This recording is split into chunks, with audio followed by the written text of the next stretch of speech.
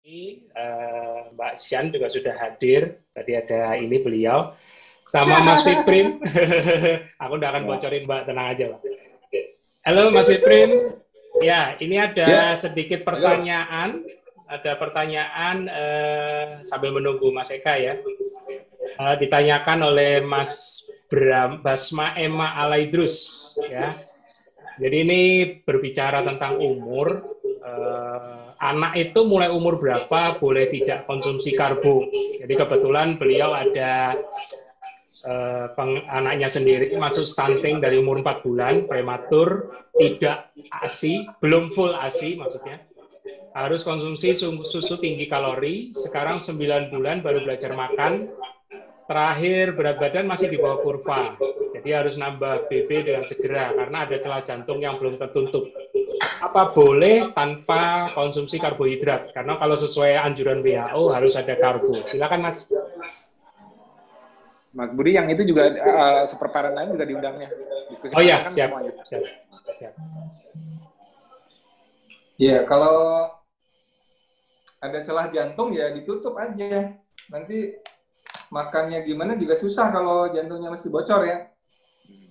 Itu yang paling utama. Jadi kalau dia ada jantungnya bocor, memang salah satu gejalanya dia gagal tumbuh ya.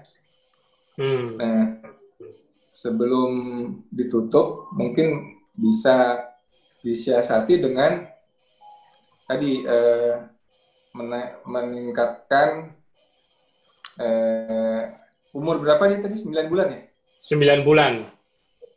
BB-nya masih di bawah kurva. 9 bulan, sebetulnya 9 bulan udah bisa, kalau kepalanya udah tegak, bisa full protein hewaninya, ya. Jadi kayak hati ayam, telur, ikan, itu di fullkan aja. Oke. Jadi MPASI gitu ya Mas ya? Mbak Sian kurang kedengaran suaranya. Jadi kayak apakah aman gitu jadinya MPASI-nya langsung pakai hewani gitu ya Mas ya? Aman aja sih. Aman aja, nggak apa-apa. Karena kan kalau yang selama ini biasanya dipakai sama ibu-ibu kan MPASI itu penambahannya biasanya buah kan ya.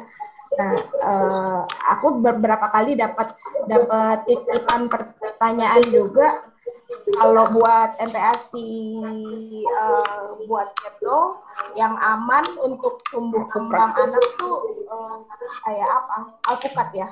Kalau dari buah. Kalau mau buah alpukat.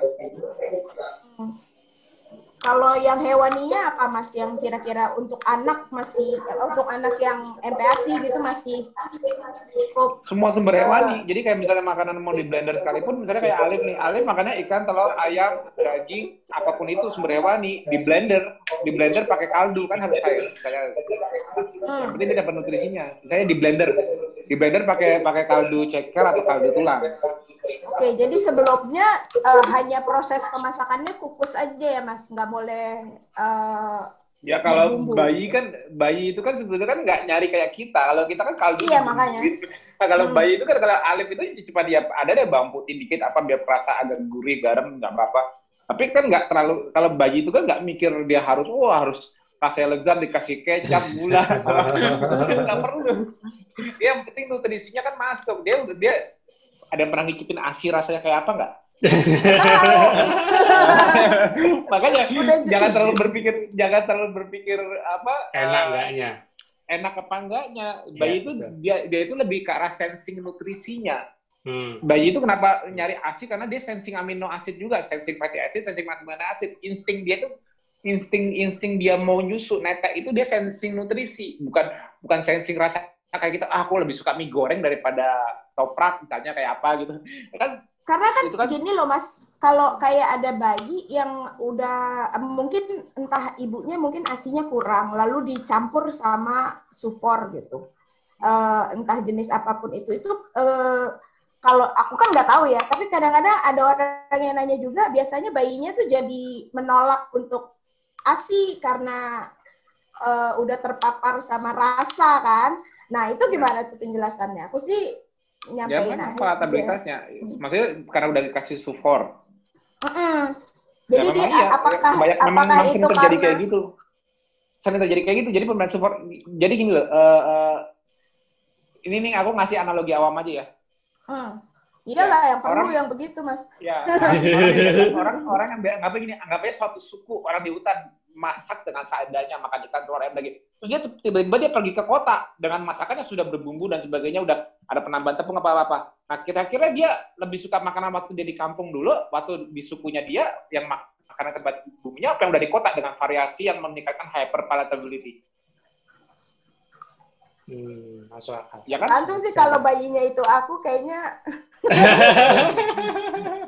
Jadi intinya yang dibahas fisiologinya ialah kebutuhan nutrisi pada bayi untuk grow. Itu udah dijelasin banget tadi sama Mas Piprim. Untuk dia pertumbuhan, grow-nya itu amino acid. Itu nggak mungkin. Jadi gini, komposisi pada saat bayi itu kan aku bilang lahir on ketosis. Kenapa bayi lahir nggak ada yang six pack? Coba. Kenapa bayi lahir pada gembel-gembel, gemuk-gemuk, lemaknya di mana-mana? Nggak ada bayi terakhir six pack. Nggak ada kan yang lean gitu, yang otot. Kenapa? Yaitu lemak, karena kunci dari spesies manusia yang pertama kali dia harus berkembang. Gini, sapi baru lahir berapa minggu dia udah jalan, burung menetas baru lama dia udah terbang. Semua spesies lain lokomotornya utama, karena dia harus survive dari predasi, dari predator. Karena kalau dia nggak lokomotornya nggak bergerak, motoriknya nggak cepat, setelah dia lahir, dia dimangsa. Itu kendala di spesies lain. Makanya alam membuat spesies lain mengutamakan lokomotornya, pergerakannya. Nah, bayi manusia paling lemah, baru lahir, ngarep 6 bulan bisa lari. Masih lama, 9 bulan. Nah, jadi lokomotor manusia itu lemah. Tapi kok manusia bisa unggul di muka bumi? Yang membuat manusia unggul karena larinya lebih cepat dari kuda, karena lebih kuat dari gajah, apa giginya lebih tajam dari macan? Enggak. Manusia cuma bisa mikir, bisa putar otak. Di mana hewan nggak ada yang bisa putar otak berpikir untuk makan, hanya mengandalkan insting animal. Tapi manusia bisa berpikir untuk mengalahkan hewan yang lebih kuat dari mereka, bisa membuat peralatan dan sebagainya. Jadi manusia itu spesies paling lemah, tapi dibekali oleh otak yang harus sempurna. Kalau dia masak aja gini, manusia nggak usah diburu-buru lokomotornya, langsung buru-buru lahir, langsung buru-buru lari, nggak usah. Karena apa? Karena kalaupun manusia bisa lari umur 3 bulan, 4 bulan bisa lari pun, dia tetap lebih lemah secara fisik dengan hewan lain, dia gampang dipredasi. Jadi kalau untuk manusia survive, dia harus sempurna otaknya. Itu sebabnya bayi lahir dalam kondisi lemak banyak. Kenapa? Karena lemak dijadikan sumber untuk yang dijelaskan Mas Eka tadi, lipid sintesis. Untuk perkembangan otak, lipid sintesis paling di-prefer ialah keton. Makanya baby on ketosis. Kenapa?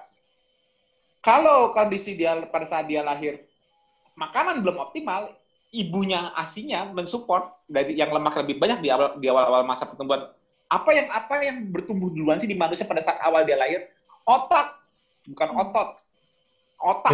Makanya komposisi lemak itu di awal banyak, baru makin ke sini baru naikin amino asid dan laktosanya. Begitu umur dari 3-4 bulan ke atas itu, komposisi ASI itu mulai naikin protein, amino asid dan laktosanya. Kenapa? Ditujukan untuk grow. Karena udah mulai mengejar untuk pertumbuhan lokomotornya. Tapi yang tetap utama ialah selalu otaknya. Otaknya harus sempurna. Makanya bekal semua spesies manusia pada saat lahir dari rahim ibunya apa? Lemak. Makanya badannya itu dikasih gudang yang banyak. Disiapin untuk disiapin untuk bisa survive. Apa yang harus survive? Otaknya. Nah, itu pentingnya yang aku bilang, pentingnya melinasi otak ya, pertumbuhan otak. Itu paling utama. Jadi tidak ada esensial karbohidrat untuk bertahan hidup bagi manusia, terutama pada bayi. Nah, makanya yang merubah polanya itu orang tuanya pada saat empati. Seperti Mas Eka tadi bilang, itu rahasianya di situ. Oke. Mantap. Aku masih ke Dr. Piprim sebentar nih. Mas Piprim. Mas Ali datang. Mas Ali, sini. Wah, ini seru nih. Ayo udah mulai. Bunda sehat dulu. Mas Piprim, sedikit ini insight tentang masalah ARSI nih. Banyak yang masih pingin tahu formulanya. Halo, Malina. Udah datang. Pengen tahu komposisinya kalau kombinasi antara ASI eksklusif dengan kalau misalnya ada kondisi kayak tadi pertanyaan karena tumbuh kembangnya kurang dikombinasikan dengan sufor. Itu bagaimana? Kasih panduan aja secara yang mudah didapat dari tangkap. Ya, sebetulnya sih gini ya, beda antara treatment dengan lifestyle ya. Kalau treatment, ya kalau treatment itu kita mesti ketat. Misalkan kita mau treatment modified eating diet sebagai terapi untuk mencegah kejang, itu kita ketat. Susunya juga itu saya lihat Mas Tio punya resep susu keto atau pengganti ketokal. Ketokal kan mahal ya. Nah, tapi kalau untuk lifestyle mungkin ya nggak perlu terlalu ketat. Hanya kalau ASI masih ada, ASI aja dilanjutkan 6 bulan ke atas itu bayi itu nggak tergantung lagi sama ASI secara eksklusif. Secara dominannya ASI itu enggak ya. 6 bulan ke atas itu bayi itu bisa tergantung pada MPASI-nya, dan MPASI yang paling bagus adalah protein hewani. Ini saya sering nasihatkan ke pasien-pasien saya. Ketika dia sudah makan tapi beratnya nggak naik-naik misalnya, ternyata kebanyakan sayur sama buah, ya. Sayur-sayur itu bisa menghambat penyerapan protein. Ini kita mesti tahu nih. Sayur-sayur, jadi kalau kebanyakan ngasih brokoli, kebanyakan ngasih sayur-sayuran yang lain ya, itu malah penyerapan di protein hewaninya malah terganggu, ya. Jadi kalau anak udah MPASI, fokuskan di protein hewaninya, ya. Kalaupun nih masih mau ngasih bubur nasi misalkan ya, kasih sedikit tapi fokusnya nanti di protein hewaninya, ya. Ini beda nanti dengan anak-anak kejang yang butuh treatment yang benar-benar dia very low carb gitu ya, very low carb. Tapi pada anak-anak normal itu ada bukunya Prof. Tim Noakes itu ya, judulnya Superfood for Super Kids, atau kalau nggak salah ya, Superfood for Super Kids. Itu saya punya, beli di Amazon. Itu juga nggak strict banget stop carb sih.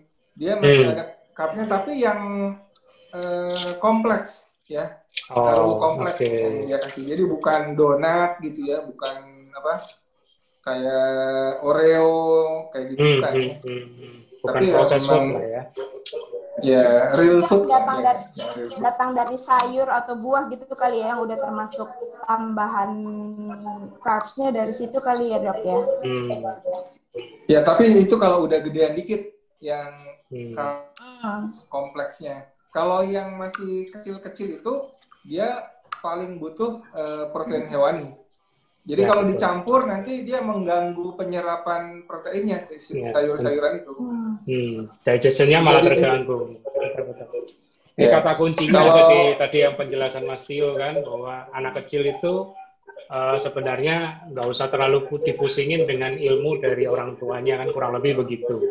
Ya kan, cuman karena zaman sekarang ini kan banyak sekali bahasa marketing, ini penting, dan sepertinya memang baik, tapi ternyata secara fisiologis kan tidak sesederhana itu. Aku mau nambahin Mas Budi. Boleh, silakan. Ya.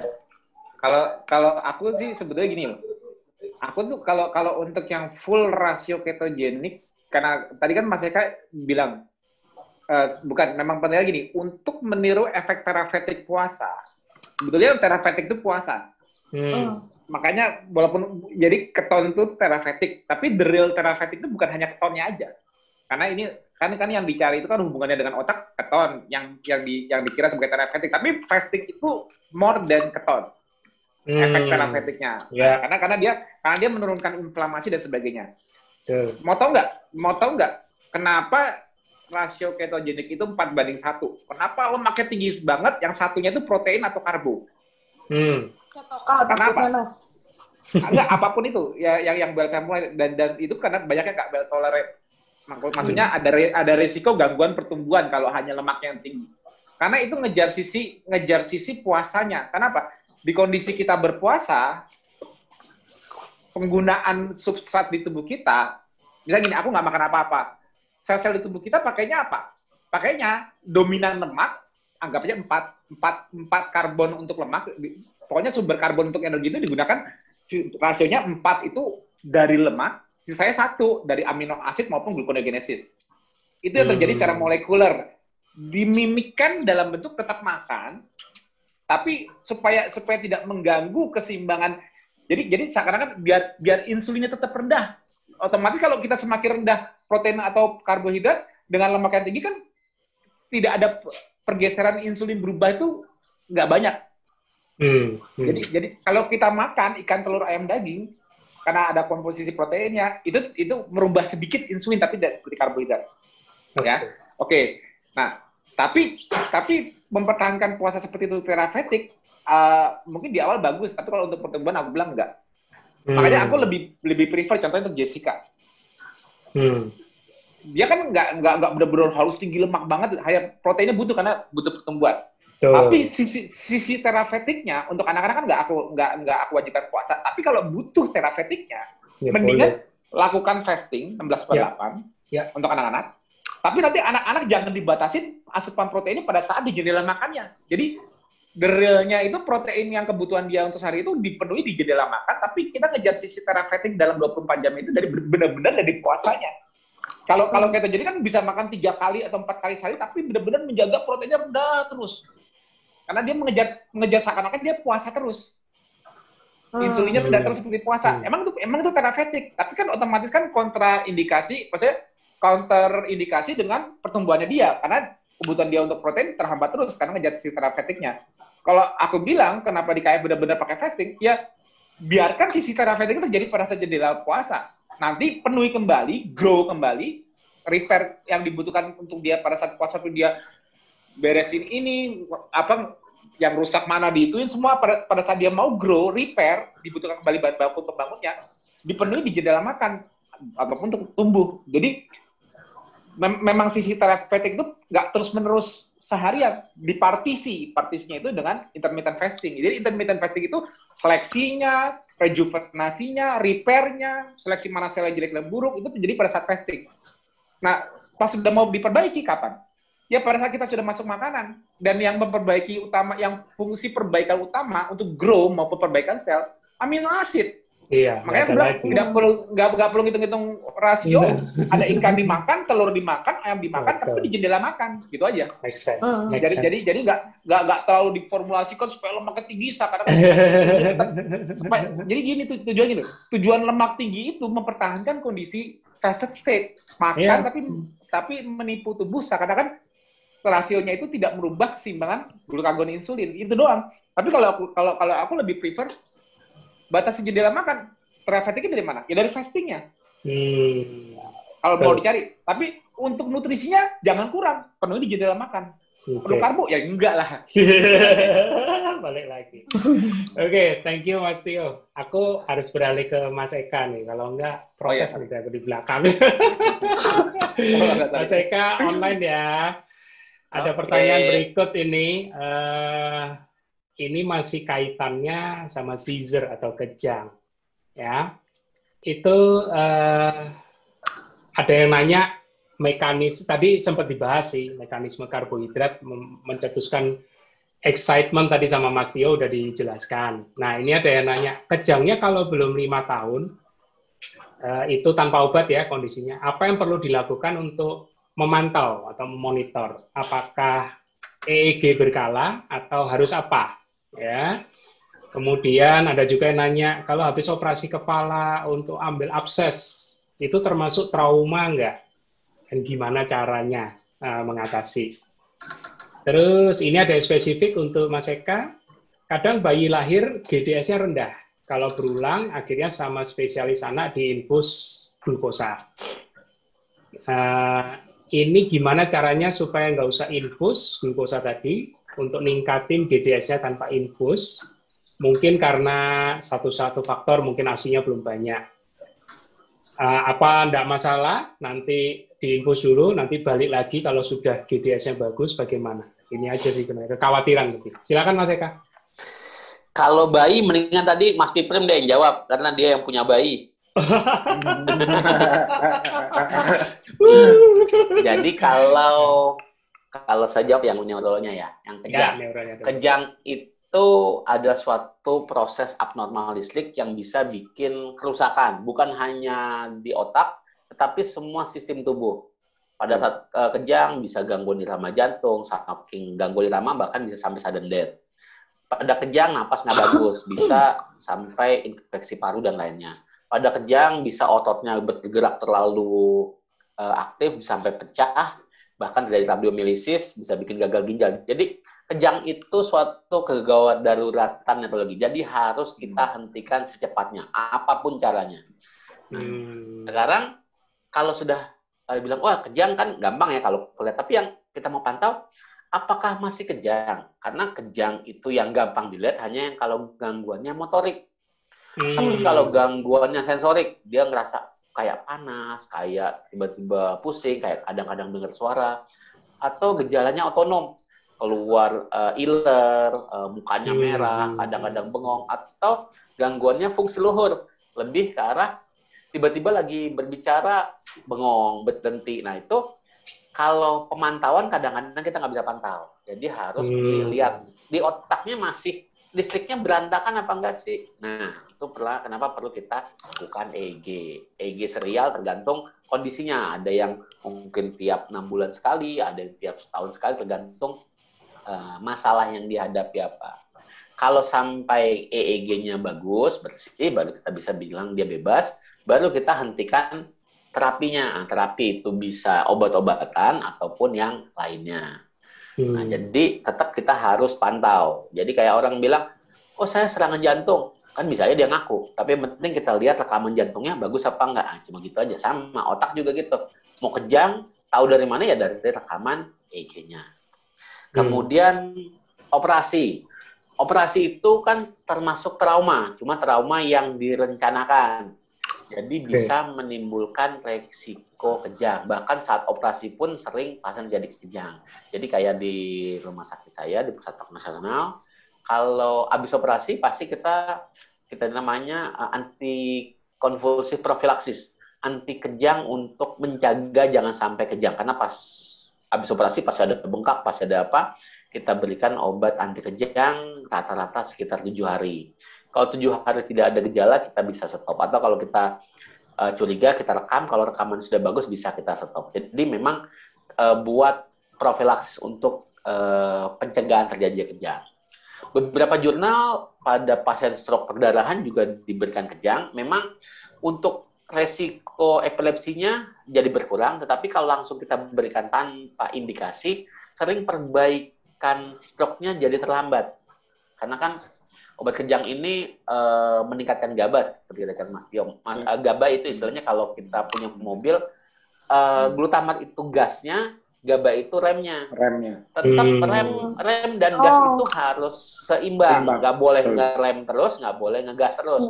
Kapan kita gas, kapan rem, nah itu yang istilahnya namanya kedokteran, makanya bukan hanya sains, ada art-nya. Kapan kita main setengah koplingnya, nah itu yang tetap kita harus sekali. Nah, kalau buat tadi gula, Mas ini aja deh, Mas Piprim aja. Lempar batu. Karena pertanyaannya SPA-nya memberikan. Nah, kan artinya sesama SPA lah jawab. Sorry, tadi ketelisut, soalnya mau langsung beresin sesi gitu kan, soalnya waktunya udah mepet. Aku undang Mas Piprim kembali, Mas. Ada pertanyaan terakhir. Silakan, Mas Piprim. Ya, ini ada jurnal bagus nih ntar. Ya, silakan. Ya. Oke, bisa. Nah, mantap. Ini Ya, tuh. Itu baru science. Jadi ada setiap bayi baru lahir itu memang ada periode starvasi, ya kan? Ini exactly. Jadi setelah dia terputus dari plasenta, itu pasti ada periode starvasi sampai ASI ibunya cukup, ya kan? Betul. Nah, itu dia. ASI ibu itu cukupnya nggak di hari-hari awal, dia kadang-kadang butuh 1-2 hari bahkan 3 hari. Nah, pada saat itulah dia sangat tergantung dengan lemak coklat yang di bayi itu, yang brown fat itu ya. Ya, betul. Brown fat. Jadi sebetulnya dia butuh ini. Nah, tapi ini sering disalahpahami. Hipoglikemia yang tanpa gejala ini sebetulnya bayinya sih oke-oke aja, seger-seger, nangis-nangis, ya kan? Karena nggak dicek gula darahnya kok rendah. Akhirnya dokternya panik sendiri, diinfus glukosa gitu. Padahal bayinya oke-oke. Nggak perlu. Itu dia rasanya. Ya, karena dia nggak ada justifikasi keton. Jadi ini, makanya kalau orang jadi gini, normal hipoglikemia ialah ketotik hipoglikemia. Kalau yang menjadi patofisiologi atau menjadi patologi ialah non ketotik hipoglikemia, itu bahaya. Nah, jadi sebetulnya konfirmasi justifikasinya ini fine apa enggak. Jadi gini, apapun yang kita takutkan dari kondisi hipoglikemia ialah tidak ada substrat pengganti, itu doang. Jadi hipoglikemia yang merupakan patologi itu selalu non ketotik hipoglikemia. Catat ya, nakes maupun bukan nakes.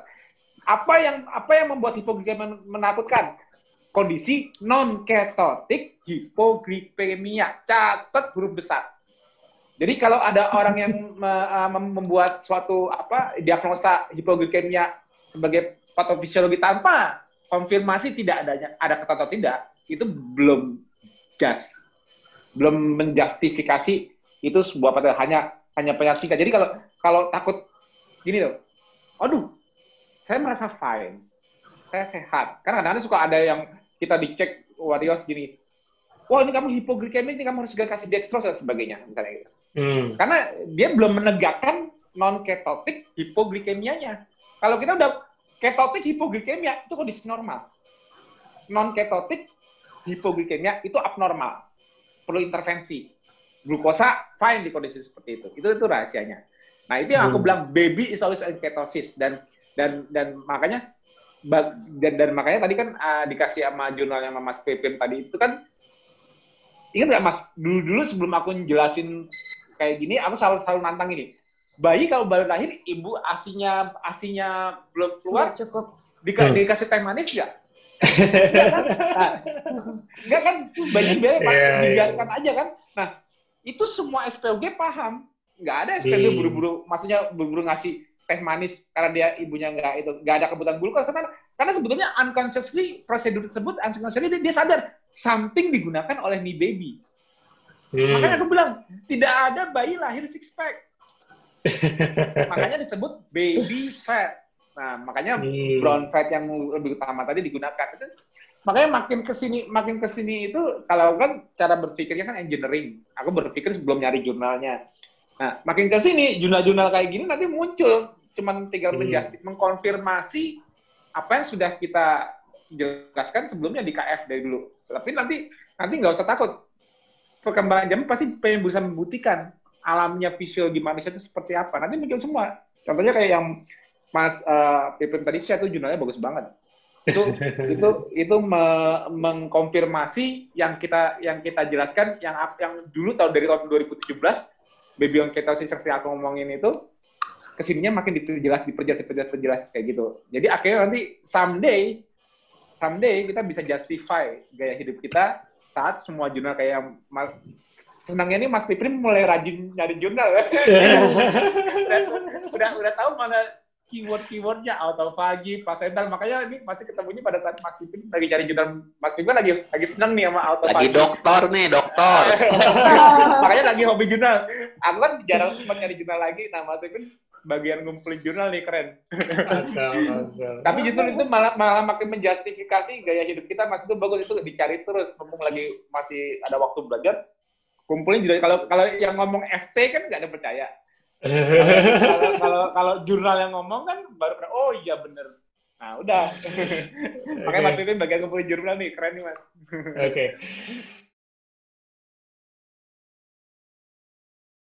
Ya.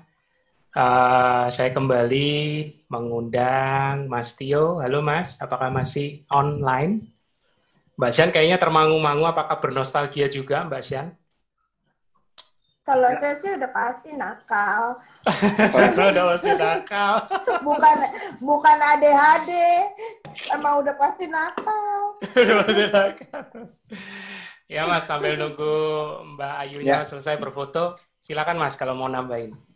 Ya, tadi ke depan ada Gojek ngambil amunisi. Udah kelas keberapa? Mas Alif tadi juga agak lama nggak masuk karena Mas Alif tadi barusan udah pulang. Karena dia mesti latihan lagi, jadi dia nggak bisa sampai sore, ngikutin kita sampai sore. Iya, nggak apa-apa Mas. Nah, susah dia. Dia hari ini lagi main, tapi tadi mau buat foto SFH, studi SFH kayak biasa sebelumnya, di depan dia nggak mau, dia udah malam-malam. Dia selalu udah bete duluan karena harus pulang cepat. Dia pengennya di sini sampai aku ikut pulang juga, ya nggak bisa. Makanya dia tadi udah keburu ngambek, udah naikin ke mobil, tak dia ngambek gitu. Kangen ayah sih. Ya itu susahnya kalau hari Minggu. Susahnya kalau hari Minggu itu ya gini, mesti kayak tadi tuh kalau aku ninggalin Mas Alif, awalnya ngasihnya aku kerja. Ternyata tadi kan enggak. Jadi harus kabur diam-diam. Tapi terus pas dia kesini dia senang, berarti kan aku nggak kerja karena dia boleh main ke kantor kan. Main. Kalau udah usah main, dia nggak mau pulang. Nah itu masalah. Jadi kesulitannya Malik pas ninggalin dia, terus sama ketemu lagi. Kalau ketemu lagi mau nggak mau tadi biasa gini. Kalau hari ini dia ketemu aku, ya kalau dia harus pulang, aku harus ikut bareng dia, nggak bisa lagi. Pagi kabur sekali. Jadi tadi ada dua kesulitan. Pagi pas berangkat, itu susahnya anak ayah itu kayak gitu. Oke Mas, mau penambahan dikit untuk materi yang tadi dibawakan Dr. Ayu tentang ADHD. Ya, emang. Tapi intinya kalau insya Allah harapanku dari KF, apa yang bisa membantu dari KF ialah apa? Membuat kayak tadi kan banyak testimoni juga dibilang kan sama Mas Eka juga tadi kan jadi jauh lebih fokus, jauh lebih bisa konsentrasi dan seperti yang dibilang juga lebih kalem. Nah, ngerti nggak? Nah, itu yang akan membantu sisi ya. Kalau aku kan memang dari tadi kan jelasin dari sisi teknikalnya mengenai GRABA, mengenai synaptic cleft-nya. Tapi ya memang ini penjelasan dari Mbak Ayu lebih ke sisi psikiatrinya. Tapi insya Allah yang bisa aku tambahkan ialah kalau sudah menjalani KF, sudah melepas karbonya, insya Allah pasti perubahannya kelihatan. Terutama dari yang sisi itu, pasti ada lebih fokusnya, pasti ada lebih kalemnya. Apa yang disaudari pasti insya Allah ada perubahannya, dipantau, diperhatikan. Justru malah Mbak Ayu sendiri harusnya juga sering ngetes ke pasiennya, begitu disuruh lepas karbo pasti ada perubahannya kelihatan. Maksudnya dia pokoknya dari sisi psikiatri juga ada perubahan kan Mbak? Yang Mbak kita kemarin di TFH dari berbagai jenis spektrum itu. Jadi dia sebenarnya fokusnya, dia bukan yang masalah di fokus, tapi dia mempertahankan yang sustainnya itu yang agak terganggu. Kalau dia udah seneng, misal nih game ya, dia bisa seharian kok gitu. Jadi bukan kita nggak masalah di fokusnya gitu. Orang tua kan maunya fokus di belajar gitu. Itu yang membikin ya gue nakal gitu, nggak mau belajar gitu. Udah hafal gitu, udah dikerasin gitu. Ya, sedikit yang ya, mungkin sedikit ke Mas Tio, tadi kalau bilang aku keras gitu, Mbak Lina bilang keras. Sebenarnya itu nggak keras, tapi dia tegas gitu. Oh, dia mah tegas banget. Kalau Mas Alif dia udah nggak mau, jadi dia kalau Mas Alif mau ini mau itu, pokoknya nih Mas Alif nih kalau udah ke mall, udah setiap pulang dia selalu bawa sesuatu kayak dulu di zamannya dia hobi koper, dia sampai dia koper, percaya nggak di rumahku tuh koper ada kali hampir 30 koper kecil, karena dia setiap kemana dia maunya harus itu. Pokoknya dia nggak mau yang lama kalau ketemu yang baru. Kalau sekarang lagi hobinya kalau nggak tadi Mas Alif tas pinggang, udah tahu udah berapa puluh tas pinggang. Tiap kemana beli karena dia kan sering pakai tas lempang. Nah dia sekarang harus tas lempang harus beli dimanapun dia beli. Terus dia topi mendosa banget. Pokoknya dia jadi apa yang dia mau dia harus dapat terus berulang dia maunya koper, tas pinggang, ganti-ganti lagi gitu. Terus kalau sepatu dia udah nggak, dulu sih dia koleksi sepatu juga, tapi maksudnya maunya beli sepatu baru, tapi sekarang udah nggak, sekarang lebih ke tas pinggang, koper, tapi koper juga udah nggak. Aku nggak tahu nih, abis ini dia abis tas pinggang ini, abis tas selempang, nanti dia perubahan apa lagi. Nah itu Alif, kalau Lina kayak gitu semua masih bisa diturutin. Tapi jangan coba-coba nggak mau latihan, selesai. Kalau manjanya Alif, kalau untuk urusan kayak gitu luar biasa. Ya kalau Lina di situ nurutin semua. Yang penting apa aja dipenuhi sama Lina, mau minta apa-apa dipenuhin. Yang penting latihan ya. Nah gitu loh. Jadi Lina itu bisa bete luar biasa. Dia bisa pulang-pulang kalau aku udah lihat dia cemberut, gimana latihan Alif? Dia tadi jelek banget latihan mengkibarnya. Apa kalau Lina ngeluh sama aku? Kalau dia keselnya tuh kalau hari ini dia ada yang nggak sempurna. Kalau Lina itu perfeksionis, jadi kalau hari ini Alif latihannya nggak sempurna, dia kesel, dia bawaannya bete. Kayaknya dia punya utang gitu, kayak gimana ya, kayak ada something yang dia takutnya kalau Alif sering miss, dia takutnya kalau dia sendiri udah mulai nggak disiplin, nanti nggak disiplin mulu. Jadi dia terapkan disiplin itu buat diri dia sendiri, dan dia kesel gitu untuk mengingatkan bahwa besok dia supaya nggak kesal dia harus lebih disiplin. Nggak tahu cara gimana, Alif latihan harus sesuai waktunya. Mau dia nangis kayak mau dia rewel. Oh, sekarang dia kalau lagi standing gitu kan dia standing kan satu jam tuh. Pas standing itu tangannya di atas diikat 1 jam, tapi kalau yang di atas 30 menit. Pas begitu dilepas, nah dia kan udah tuh nonton TV, misalnya nonton Jack Pengkelar, nonton apa gitu, dia seneng komedi. Supaya dia tetap setengah jam mau diikat gitu, nggak bengong gitu-gini. Apa aja dia sekarang lagi seneng apa? Dia senengnya foto-foto, dia senengnya foto-foto pakai handphone. Dan dia sekarang pengennya sempurna, casing handphonenya harus ganti-ganti. Jadi bolak-balik itu di rumah tutup handphone belakang iPhone tuh udah sabrak-sabrak kali dia kan. Yang penting cuma jaga dia supaya tetap mau standing. itu perjuangan banget kita. Tapi tegasnya luar biasa kalau Lina itu tegas banget ya. Enggak, yang bagus di Mbak Lina sama Mas Tio. Karena level yang itu sudah akseptan, itu udah bagus banget kalau sudah akseptan. Yeah. Seringkali itu denial. Kok aku dicoba kayak gini sih sama Tuhan gitu. Itu yakin nggak bakalan berhasil. Itu pertama Mbak. Aku ada fase itu. Jadi waktu aku sama Lina itu dulu ada fase di mana kita shock, kaget, nggak percaya, anak pertama pula. Alif kan anak pertama. Jadi kayak, masa sih? Jadi kita kayak menghibur diri sendiri. Kayak denialnya kita itu kita yakin, nggak perlu pengobatan, nggak perlu apa-apa, nggak perlu ngapa-ngapain, pasti nanti dia jalan sendiri kok. Pasti dia ini, kayak kita kayak menghibur diri sendiri. Kayak nggak mau belajar. Kayak nggak mau itu, kita ada fase itu beberapa bulan tuh waktu itu. Ya, 1-2 bulan. Dan itu dengan ya stres luar biasa lah. Namanya orang awam ya nggak tahu apa-apa, diuji dengan anak CP kan, ya denialnya tetap muncul. Tapi ya karena kita juga dulu usaha ke semua dokter, dan semua dokter jawabannya rata-rata sama, dan aku juga nggak menemukan jawaban yang aku mau untuk menyembuhkannya, yang akhirnya memicu aku belajar sendiri sampai sekarang. Nah itu akhirnya seiring aku belajar, aku belajar mengenai apa itu cerebral palsy dan sebagainya, akhirnya Lina juga kan aku tetap jelasin juga kan, akhirnya kita berdua accept secara ilmu, secara ilmu ya kita diuji. Nah, jadi ya kita harus jalanin, dan what to do-nya Kita harus tahu. Makanya kan tadi Lina bilang kan, Lina itu sekarang orangnya rasional. Kalau dulu, sorry ya, maaf, aku sih agak malu. Dulu itu, mulai dari Alif yang namanya disuruh diganti lah, ada yang dia apain, aku nggak mau nyebutin tempat-tempatnya, yang itu juga pengobatan alternatif yang dipegang-pegang, yang disembur lah, yang apa, yang dipijetin lah, apa semua dijalani, yang penting mikirnya sembuh. Nah, itu dulu tanpa rasionalisasi, itu bener. Sambil belajar, tapi sambil disuruh orang tua, teman ada tetangga ngomong gini, atau teman Lina ngomong gini, apa semua diikutin, semua dijalanin. Tapi sering aku belajar, seiring aku tahu berbagai hal, seiring aku makin teknikal, seiring kita berdua makin rasional. Jadi kalau ditawanya orang, ini ada yang pengobatan lisan gini-gini, senyum aja. Jadi kita berdua itu jalanin semua prosedur yang kita jalani sampai sekarang, semua itu berdasarkan ilmu, bukan berdasarkan katanya. Oh katanya di sana ada yang bagus tuh bisa gini-gini, metodenya gimana kita nggak tahu kan? Oh pokoknya cuma gini, diusap-usap aja jadi gini-gini.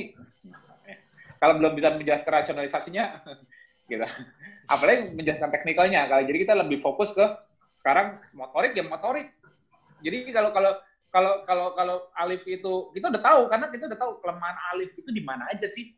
Oh dia cerebral palsy. Kalau dia sampai nggak fisioterapi, sampai dia nggak latihan, itu otot mengecil semua. Kalau orang awam mana tahu? Orang tahu kan ternyata kasihan dia gini-gini. Kita berdua udah nggak ada belas kasihan sama dia, kenapa? Karena kita tahu fisiologinya. Enggak, serius Mbak, banyak ini juga harus banyak yang ngerti kalau ini apa temanya Mbak, ini jadi apa ambil nih, gak apa-apa ya. Sorry, jadi geser tema dikit. Jadi ini pesan juga buat anak-anak CP, kebanyakan itu rasa nggak tega dalam melatih motorik, itu mengabaikan fisiologi bahwa kalau otot nggak dipakai dibuang. Itu. Pada saat dia harusnya udah bisa, ototnya udah nggak mendukung. Kenapa? Karena sebelumnya dibiarkan. Jadi kalau memperhatikan anak-anak CP, walaupun yang gemuk sekalipun, kadang-kadang dia under mass. Under mass itu artinya apa? Kalau yang nggak latihan, massa otot itu lebih rendah. Jadi gitu, anak saya nggak kurus kok, walaupun rata-rata CP kurus, tapi yang nggak kurus pun, dia itu belum tentu ototnya cukup fungsional untuk melakukan gerakan-gerakan yang motoriknya buat core dia dilatih. Jadi fokus pertama kita sambil alih berkembang otaknya, dengan insya Allah kita ikhtiarnya kan perkembangan otak itu kan memang agak lebih sulit kalau yang udah pernah ada cacat ya. Tapi kan kita tetap ikhtiar terus, ya kan? Dengan pola hidup ini, gaya hidup menjaga, alhamdulillah kejangnya udah hilang, dia nggak pernah seizure lagi. Berarti kan dengan ketiadaan seizure ini kan mendukung otak dia berkembang tanpa halangan lagi. Kalau dulu masih ada seizure kan ada kemunduran. Nah, jadi gaya hidup ini mendukung dari sisi itunya. Tapi yang paling terpenting, kenapa Lina dari tadi ngomong balik-balik, kita ngejar Alif mandiri. Kalau nggak mau gitu, Alif, jadi kita fight-nya ini buat Alif, karena Alif nanti kan hidup sendiri. Maksudnya, Alif kan harus survive sebagai manusia normal. Maksudnya, sebagai orang dewasa, walaupun dengan kekurangan dia kan harus bisa jalan sendiri, bisa melakukan apa-apa, misalnya dia bisa dibantu sendiri. Nah, kalau kita sifatnya kasihanan, nggak tegaan, percaya deh, anak CP itu tidak ada yang mau banyak gerak, dijamin.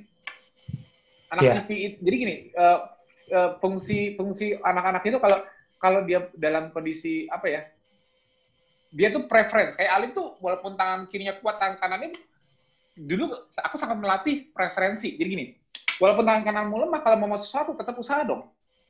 Akhirnya tangannya digerak-gerak. Mau sampai dia nangis pakai tangan kanan. Kalau nggak dia nggak mau nyoba, karena kan namanya anak-anak kan pasti memilih apa yang dia mudah melakukannya. Dia nggak tahu kalau suatu saat tangan kanan dia juga harus kepake, nggak bisa didiemin. Sama kayak orang-orang tua yang stroke sekarang, yang udah pasrah, orang stroke, akhirnya udah diemin aja sisi stroke-nya, dia berusaha mandiri dengan yang kiri. Akhirnya malah makin mengecil, tangan yang nggak pernah dipakai, nggak mau fisioterapi dan sebagainya. Jadi kunci utama selain ikhtiar KF itu ialah KF itu tidak menyembuhkan CP, tapi mengkondisikan cerebral palsy untuk bisa repair. Maksudnya bisa gini, bisa berkembang tanpa, insya Allah kalau kejangnya udah menurun banget, berarti kan tidak ada retardasi kembali dari apapun effort. Nah, tapi berarti effortnya juga penting dong. Kalau nggak dikasih effort apa-apa untuk dia, ya yang kita cegah, percuma kalau kita udah latihan gini, dia kejang, mundur lagi kan repot, bolak-balik. Tapi kalau KF itu mencegah kejangnya, tapi yang sudah terjadi ini harus tetap dijalanin. Makanya aku lebih apa namanya, ke arah fisiologinya, menjelaskan cara gaya hidupnya. Lina lebih fokus karena yang seharian lebih fokus ke latihannya. Benar-benar untuk kemandirian dia yang biasa 24 jam. Makanya jangan heran kalau Lina sampai harus tegas kayak gitu. Ya aku walaupun nggak tegan, tapi daripada dia nggak berantem, ya aku mending nggak lihat. Kalau pas lagi yang latihannya keras-keras dulunya kayak gitu. Tapi sekarang kita berdua udah bisa kompak. Jadi kuncinya dua orang tua ini harus kompak kalau mau sukses anaknya. Kalau nggak kompak, ya udah kita kerjanya ya berantem dulu. Aku nggak setuju ini, nggak setuju itu. Jadi kita berdua harus sama-sama sekarang berpikir rasional. Ya udah punya anak seperti ini, diterima, tapi kita harus gimana dia survive mandiri. Kita semua melakukannya secara rasional, secara teknikal, cari ilmu mengenai itu, selesai. Udah ya banyak sih yang lain karena kasihan atau apa, lu kesini deh pengobatan ini deh, kesini deh pengobatan ini deh. Itu sebenarnya pengobatan apa? Ya disuruh minum air, nanti dibacain gini. Ya aku sih bukan bilang itu nggak berhasil, itu kan semua doa, itu ikhtiar kan. Ya. Tapi kalau sekarang kita fokusnya ke arah teknikal, maksudnya benar-benar apa, harus sesuai jalur, dan alhamdulillah terbukti Alif sekarang progresnya jalannya luar biasa. Nah sekarang memang kendala kita nih, sebetulnya mau konsul ke Bayu juga. Boleh ya, dong Mas, tingkat karena dia makin gede. Kayak yang aku cerita tadi, dia apa ya? Dia takut sama Alif. Dia takut sama Alif. Alif takut sama Lina. Kalau dia sudah, kalau sama aku jelas dia punya sisi yang manja banget sama aku. Nah, yang kedua ini dia nih. Dia tuh perfeksionis, apa heran? Udah enggak? Ini jadi konsul terbuka nih. Percaya. Alif. Ya enggak? Kalau aku pulang, misalnya dia ngeliat tadi kan ngomong mengenai kapal pecah, itu sebenarnya aku sih dulu. Aku ada mirip kayak aku ya, aku nggak apa-apa kayak kapal pecah ya. Kayak gitu. Tapi kalau Alif kebalikannya, Alif perfeksionis. Misalnya gini, dia bisa pakai tas. Nah bilang, nih pas mau dia pindah latihan lain, nih kasih ke aku ya kan. Nah aku kan naruh aja, aku taruh di sofa. Bilang, ayah, kenapa? Dia mau ditaruh di tempatnya. Dia punya kayak box yang isi tas-tasnya koleksi dia, masuk ke situ. Oh iya. Nah, dia perfect. Dia maunya lihat nih sampai akhir-akhir ini levelnya udah lebih tinggi lagi. Tas dia kalau dia beli, kadang-kadang dia kalau nggak suka ada yang minta diguntingin. Tapi kalau ada benang-benang lebih, dia merhatiin, dia angkat sama dia gini. Akhirnya aku disuruh apa? Suruh guntingin yang rapi biar bersih. Baru dia tenang. Dia dulu gini. Nah gitu, dia kayak dia tuh sekarang makin detail. Dia maunya perfect apa gitu loh. Itu gimana menurut Mbak Ayu? Jadi yang aku bilang tadi, di usia 3 tahun kan dia lagi ngembangin otonomi, Mas. Merasa paling deh, pokoknya aku paling benar. Rupanya mungkin Mbak Linanya itu mendidiknya itu seperti itu. Jadi harus ini. Yang disiplin kalau dia. Iya, yang tadi itu. Jadi yang akan kita takutkan kalau serba harus, ada namanya tyranny of the soul. Kalau nggak bisa mencapai itu, hati-hati bisa depresi. Itu di Lina problemnya. Kurangi sedikit gitu, tapi susah. Aku jangan, tapi ada bagusnya, dia targetnya tercapai. Maksudnya hasil lagi karena dia seperti itu. Cuman aku kepikiran Linanya kalau dia selalu mentargetkan. Iya, benar. Menetapkan target benar. Dan dia bagus. Dia targetnya tadi kan bilangnya, aku sih nggak menetapkan target tinggi. Itu yang bagus. Karena begitu kita menetapkan target tinggi, itu berpotensi membuat kita jadi frustasi. Kok nggak tercapai sih gitu. Mungkin perlu dievaluasi sekarang. Maaf kalau Alif selain motoriknya kan secara kognitifnya juga karena perkembangan otaknya tidak sesuai usianya. Jadi kalau aku ngelihat perkembangannya dia itu yang berinisiatif, punya inisiatif bahwa yang tadi melihat nggak rapi kayak itu tuh, ya, itu di perkembangan usia 5-6 tahun, Mas. Dia punya inisiatif karena bagusnya dia otonominya dikembangkan bagus gitu. Jadi dia punya inisiatif bahwa ini harus begini gitu. Iya, betul. Iya, jadi secara kognitif dan psikososial dia berada di usia sekitar 5-6 tahun gitu. Cuman nanti dengan kemampuannya dia itu sebenarnya harus maaf ya, ini sedikit koreksi, harus simultan dengan terapi bicaranya, Mas. Yeah. Karena nanti dia bisa frustasi. Dia di dalamnya bagus, tapi dia nggak bisa ngungkapin, tidak bisa mengekspresikan. Itu nanti dia kelihatan jadi emosi mudah. Betul. Kayak tadi itu yang dia suka kesel. Iya. Kalau orang nggak ngerti apa, makanya dia kan paling yang jadi gini. Dia tuh selalu nyari ayah, mama, teteh. Kenapa? Karena yang paling dekat dia tahu apa yang dia mau. Kalau dia cuma dia tahu, oh mau tas, oh mau jam tangan, oh apa mau sepatunya mau yang ini. Dia ngerti karena dia kalau orang yang lain, aku takutnya gitu. Takutnya kalau orang lain yang nggak tahu bahasa dia kesel, dia emosi. Nah itu makanya ya kita tetap berusaha ngejar bicara aja dia. Nah, jadi simultan. Iya, fisioterapi fisiknya, iya juga simultan dengan terapi bicaranya karena saling bekerjaran. Aku tadi perhatikan waktu dia gimana dia mengekspresikan itu, dia pengen ngomong sesuatu tapi dia nggak bisa. Iya, tampilnya dalam bentuk nggak nyaman, seolah-olah ini. Ya, sepertinya itu. Bener, Mbak, bener. Iya. Jadi ini makanya aku nanti, nggak ada Lina lagi, ntar aku ngobrol di rumah lagi deh. harus cepat dikejar, dan bagusnya Lina itu mendampingi itu, mungkin terapi bicara di 1, 2 kali, 3 kali pertemuan, itu dampingi dulu, ikut dengan terapisnya. Kalau boleh terapis yang baik orang tua, karena kan nanti orang tua yang banyak terlibat. Jadi kayak tadi mungkin ditambahin sedikit. Tadi ke mall apa ke ini atau ini nunjukin. Itu mungkin perlu ditambahin. Ngomong sambil ngomong dulu ke mall. Kalau dia belum jawab, kita belum pergi. Kayak gitu. Harus lebih lagi ditambahin sedikit gitu. Kan katanya tadi bilang ayah gitu. Sebenarnya kan bisa ayah gitu. Bisa. Dia bisa ayah, teteh, mama, betul. Abang itu yang saudara tadi itu bisa. Benar. Jadi tinggal dia mau apa sih? Kemana? Ngomong dulu. Mall. Gitu. Mall. Baru pergi gitu. Tidak hanya nunjuk kayak gitu. Harus mungkin tambahin sedikit itu. Dikit. Ya. Siap. Lagi Mbak masukannya. Luar biasa. Oh iya, kita sesi apa nih Mas? Jadi sesi konsulku nih jadinya.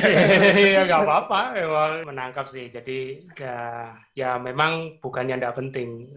Motorik atau otonom itu memang harus dibangun. Tapi saat itu sudah bagus, memang ada kebutuhan yang meningkat dari ekspresi itu untuk bicara. Itu memang betul. Betul, tidak apa-apa Mas, tidak ada kata terlambat. Biasanya kita simultan, fisioterapi, sensorik integrasi. Kalau orangnya agak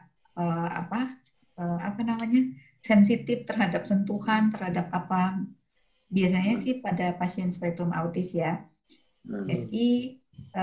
Kemudian okupasi, jadi yang semua dia ini jadi simultan, SI, okupasi, fisioterapi sama terapi bicara itu luar biasa. Nanti heran deh nanti kecepatan perbaikannya gitu. Satu paket. Mantap nih.